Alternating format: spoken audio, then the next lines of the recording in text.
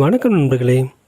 சங்க காலத்தில் இருந்தே வரலாற்றை கொண்ட பல்வேறு வரலாற்று விஷயங்களை தன்னகத்தே கொண்ட ஒரு பழம்பெரும் ஊருக்கு தான் போக போகிறோம். அந்த ஊரில் இருக்கக்கூடிய ஒரு சிறப்பு வாய்ந்த பெருமாள் கோயிலை தான் போய் பார்க்க போகிறோம். சங்க காலத்தில் மலையமான் என அழைக்கப்படக்கூடிய திருக்கோவலூர் என்று வரலாற்றில் குறிப்பிடக்கூடிய திருக்கோவிலூருக்கு தான் நம்ம போயிருக்கோம். பெண்ணையாற்றையும் கிருஷ்ண தீர்த்தத்தையும் தன்னுடைய ஸ்தல தீர்த்தமாக கொண்ட ஒரு மிக பிரபலமான உலகளந்த பெருமாள் கோயிலுக்கு தான் நம்ம வந்திருக்கோம்.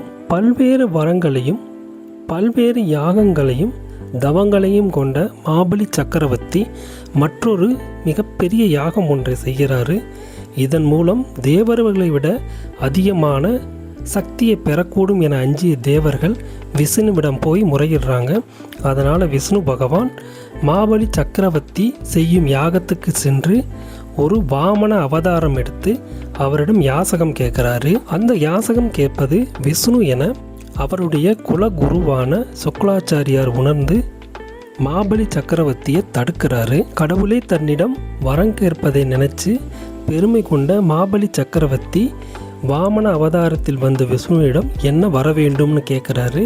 அவர் 3 அடி தனக்கு தானமாக தரணும்னு கேட்குறாரு. அந்த 3 அடியை தாரை பார்த்து கொடுக்கும் பொழுதும் சுக்லாச்சாரியார் வண்டு உருவம் எடுத்து தானம் தரக்கூடிய அந்த கமண்டலத்தோட ஓட்டையை அடைச்சிக்கிறாரு. தர்ப்ப புல்லை வைத்து விஷ்ணு அதை குற்றும் பொழுது வண்டு உருவத்தில் இருந்த சுக்லாச்சாரியாரோட கண்ணில் பட்டு அவர் வெளியாகிறாரு. அதனால் மாபலி சக்கரவர்த்தி விஷ்ணு பகவானுக்கு 3 அடியை தானமாக கொடுக்கிறாரு. தானமாக கொடுத்த பிறகு தானத்தை பெற்றுக்கொண்ட பிறகு வாமன அவதாரத்தில் இருந்து விஸ்வரூபம் எடுத்து முதல் அடியில் உலகத்தை கலக்கிறாரு. 2வது அடியாக விண்வெளியும் அளந்து முடிக்கிறாரு. 3வது அடிக்கு இடமில்லை என மாபலி சக்கரவர்த்தியிடம் கேட்கும் பொழுது தன்னோட தலையை 3வது அடியாக எடுத்துக்கும்படி தலை வணங்கி கேட்குறாரு. அப்பொழுது வாமன அவதாரத்தில் இருந்த விஷ்ணு மாபலியினுடைய தலையில் காலை வைத்து அவரை கீழோகத்துக்கு அனுப்புகிறாரு. பின்னர் அவரோட தவ வலிமையும் கொடுக்கக்கூடிய தர்மத்தினுடைய வலிமையும் பார்த்து தன்னோட அங்கமாகவே அவரை சேர்த்துக்கிறாரு. இப்படி மாபலிக்கு அவர் காட்டிய அவதாரம்தான் உலகளந்த பெருமாளாக இங்கு வணங்கப்படுது. மாபலி சக்கரவர்த்தியோட தவத்தையும் தானத்தினோட பெருமையையும் தேவர்களுக்கும் உலகத்திற்கும் காட்டுவதற்காக விஷ்ணு எடுத்த அவதாரம்தான் உலகளந்த பெருமாள். அந்த அவதாரத்தோடு இந்த திருக்கோவிலூரில் குடிகொண்டிருக்க பெருமாளை தான் நம்ம தரிசிக்க போகிறோம். திருக்கோவிலூரில் இருக்கக்கூடிய உலகளந்த பெருமாள் கோயிலுக்கு தான் நம்ம வந்திருக்கோம். இந்த கோயிலில் ராஜகோபுரத்திலிருந்தே இந்த கோயிலோட சிறப்பு ஆரம்பிக்குது. இது 192 அடி உயரம் கொண்ட 11 நிலைகளை கொண்ட மிக பிரம்மாண்டமான ஒரு ராஜகோபுரம். இந்த ராஜகோபுரத்தோட சிறப்பு இது தமிழ்நாட்டில் இருக்கக்கூடிய ராஜகோபுரங்களிலேயே 3வது பெரிய ராஜகோபுரம். இப்படி 11 நிலைகளை கொண்ட இந்த ராஜகோபுரத்தை சுற்றிலும் அவ்வளவு அற்புதமான சிற்பங்களும் கல் வேலைப்பாடுகளோடையும் அமைக்கப்பட்டிருக்கு. இங்கே இருக்கக்கூடிய ராஜகோபுரம்ங்கிறது கோயிலோட முகப்பில் இருந்து சற்று தொலைவிலேயே அமைக்கப்பட்டிருக்கு. இதிலிருந்து நம்ம உள்நோக்கி கொஞ்சம் தூரம் நடந்தால் தான் கோயிலை அடைய முடியும். கோயிலோட முகப்பு பகுதியிலேயே இந்த கோயிலோட மற்றொரு முக்கியமான விஷயமான 40 அடி உயரம் கொண்ட கருட தூண் இருக்குது. இதோட உச்சியில் ஒரு சிறிய கோயில் போன்ற அமைப்பும் இருக்குது. இதில் இருக்கக்கூடிய விசேஷமான அமைப்பு என்னென்னா, விசேஷமான நாட்கள்லையும் மற்ற நாட்கள்லையும் இதோட உச்சியிலிருந்து கருடாழ்வார் பெருமாளை சேவிப்பதாக ஐதீகம்.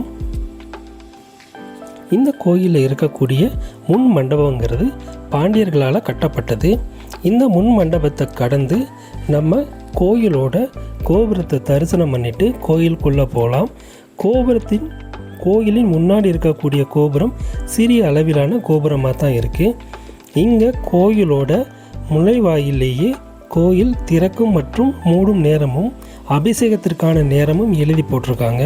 கோயிலின் முகப்பில் இருக்கக்கூடிய கோயில் கொடிமரத்தை வணங்கிட்டு உள்ளே நுழையிறதுக்கு முன்னாடி வலது புறத்தில் கோயிலோட ஸ்தல விருட்சமான புன்னை மரம் இருக்குது.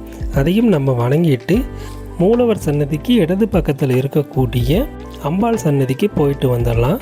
இங்கே இருக்கக்கூடிய அம்பாளோட பேர் பூங்கோவல் நாச்சியார். அம்பாளோட சன்னதி அவ்வளோ ஒரு அற்புதமான வண்ணங்களால் தீட்டப்பட்டு அற்புதமாக இருக்கப்பட்டிருக்கு.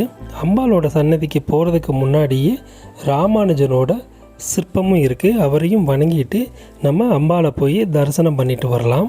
அம்பாளை தரிசனம் பண்ணிவிட்டு நம்ம மூலவர் சன்னதிக்கு போகலாம்.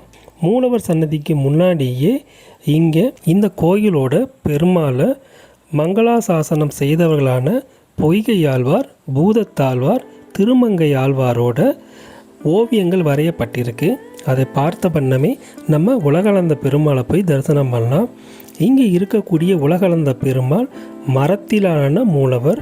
இவர் ஒரு காலை தரையில் ஊன்றியும் மறுக்காலை ஆகாயத்தை நோக்கி காட்டியபடியும் இருக்கிறாரு.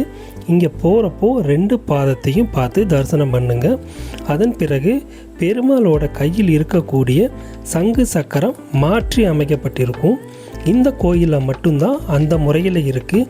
ஏன்னா தன்னோட இணையாக மாபலி சக்கரவர்த்தியை இணைத்து கொண்ட சந்தோஷத்தின் காரணமாக அந்த சங்கும் சக்கரமும் மாறி இருக்கதா இங்கே இருக்கக்கூடிய ஸ்தல வரலாறு சொல்லுது.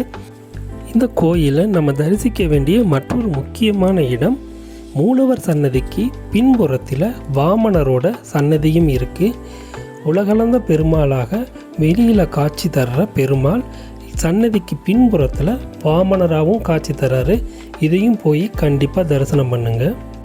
108 திவ்ய தேசங்களில் இருக்கக்கூடிய ஒரு பெருமாள் கோயிலாக இருக்கும் இந்த கோயிலில் ஒரு சிறப்பான விஷயம் என்னென்னா, மற்ற சிவன் கோயிலில் நம்ம விஷ்ணு துர்க்கையை பார்க்க முடியும்.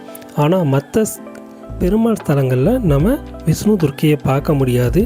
ஆனால் இந்த கோயிலில் மட்டும்தான் விஷ்ணு துர்க்கையோட தனி சன்னதி ஒன்று இருக்குது. சகோதர சகோதரி பிணைப்பை அதிகமாக்குவது இந்த விஷ்ணு துர்க்கையோட வழிபாடு.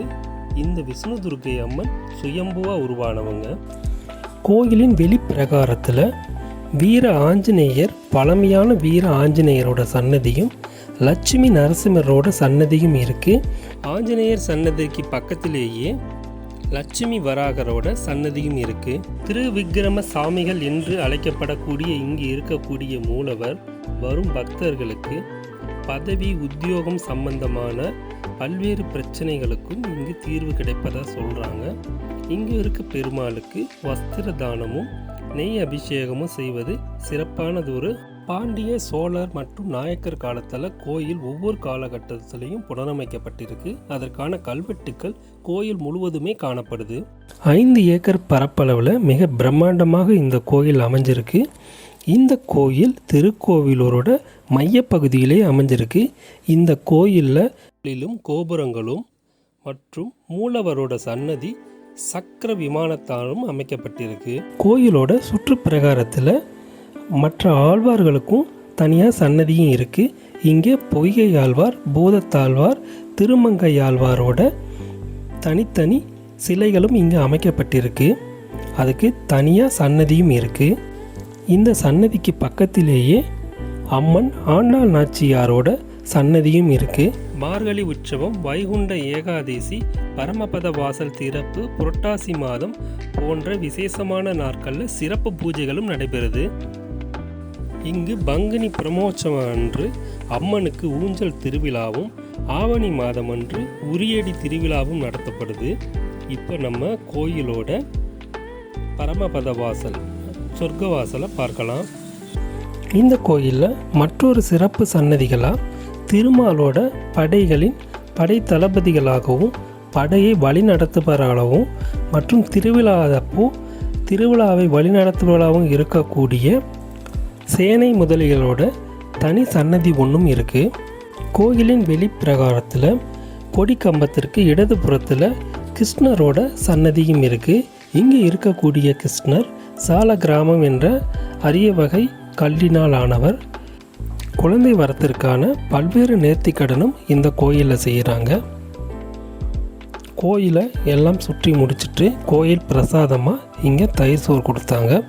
அதையும் வாங்கி சாப்பிட்டுட்டு நம்ம கோயிலோட ராஜகோபுரத்துக்கு முன்புறத்திலேயே ஆஞ்சநேயரோட ஒரு சன்னதி இருந்துச்சு. அதுலேயும் போய் நம்ம ஆஞ்சநேயரை வணங்கிட்டு வாமனருக்கு அபிஷேகம் செய்ய பயன்படுத்தப்பட்டதாக சொல்லப்படும் சக்கர தீர்த்தத்தையும் பார்த்தோம். ஒரு பிரம்மாண்டமான சக்கர தீர்த்தம் இந்த கோயிலோட முன்புறத்தில் இருக்கு. கண்டிப்பாக இதையும் போய் பாருங்கள். தரிசனங்களில் பலவற்றிலும் இல்லாத பல்வேறு வகையான சிறப்புகளை கொண்ட திருக்கோவிலூர் உலகளந்த பெருமாள் கோயிலுக்கு நீங்கள் திருக்கோவிலூர் போகிறப்ப கண்டிப்பாக போய் தரிசனம் பண்ணிட்டு வாங்க.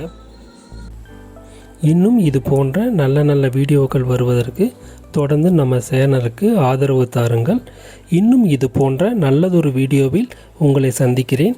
அதுவரை உங்களிடமிருந்து விடைபெறுவது உங்கள் ஆர்ஆர். நன்றி நண்பர்களே.